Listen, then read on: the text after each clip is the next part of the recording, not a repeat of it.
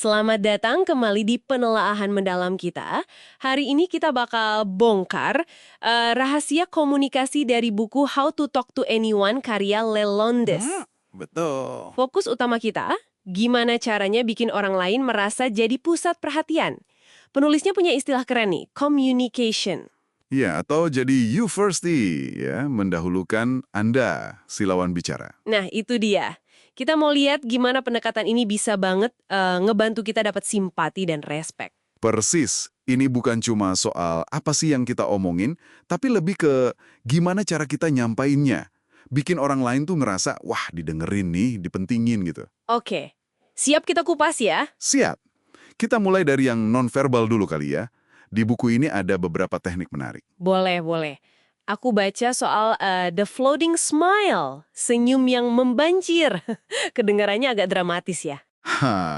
Iya sih.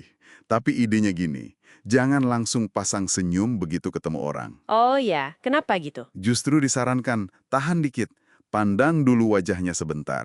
Kayak menyerap kehadiran dia gitu. Baru deh, biarkan senyum hangat muncul pelan-pelan.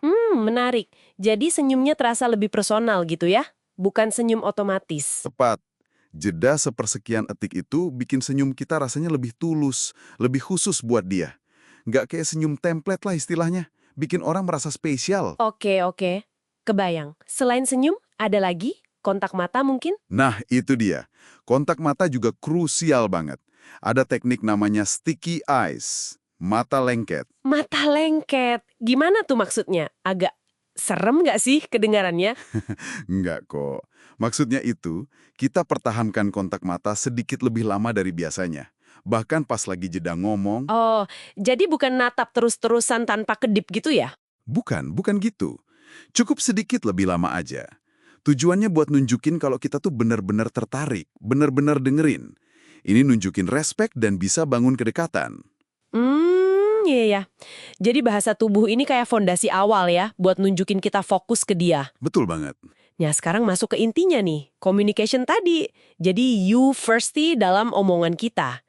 Gimana tuh prakteknya? Oke. Jadi, psikologinya tuh sederhana aja sebenarnya. Orang kan secara alami maunya senang, ngehindarin yang susah atau ribet. Iya sih bener juga. Nah, mikir itu kadang dirasa ribet buat sebagian orang. Jadi kalau kita bisa rangkai kalimat kita dari sudut pandang mereka, itu ngebantu banget. Kita kayak udah jawab pertanyaan di kepala mereka. Untungnya buat gue apa nih? Atau WIFM itu? What's in it for me? Ya. Iya. Nah, kita balik. Jadi, WIFI. What's in it for you?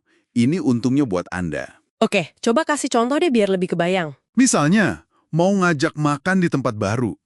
Jangan bilang, aku mau ngajak kamu coba restoran X deh. Terus gimana baiknya? Lebih bagus gini. Kayaknya kamu bakal suka banget deh sama restoran X ini. Makanannya pas banget sama selera kamu. Mau coba makan di sana bareng aku nggak? Oke. Fokusnya langsung ke potensi kesukaan atau keuntungan dia ya, nggak ke aku mau. Nah, itu dia. Geser perspektifnya. Ini berlaku juga nggak sih pas kita ngomongin diri sendiri? Misalnya pas ditanya kerjaan gitu. Oh, berlaku banget. Ini penting malah. Jangan cuma sebut jabatan. Pakai yang namanya nutshell resume. Nutshell resume.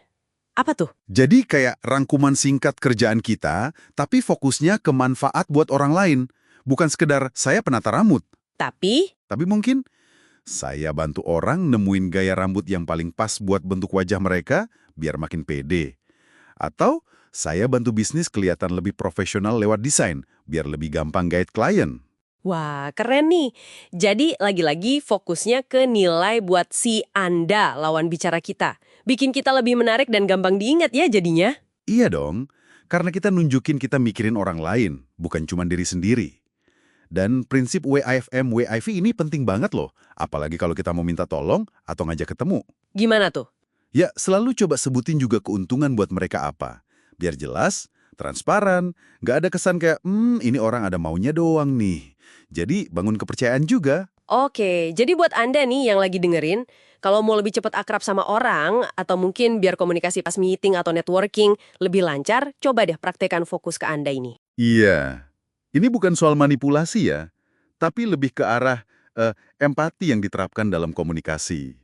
Biar sama-sama enak gitu. Setuju? Bikin interaksi jadi lebih positif buat semua pihak kan? Betul. Dengan paham dan rapin communication ini, kita bisa dapat respect dan bangun hubungan yang lebih kuat, baik itu di lingkungan personal maupun profesional. Intinya sih, komunikasi yang saling untungin. Wah, nggak kerasa ya, penelaahan kita dari buku Leigh Lowndes ini udah mau selesai. Banyak banget ya tips praktis yang bisa langsung Anda coba di rumah atau di kantor. Iya, banyak banget.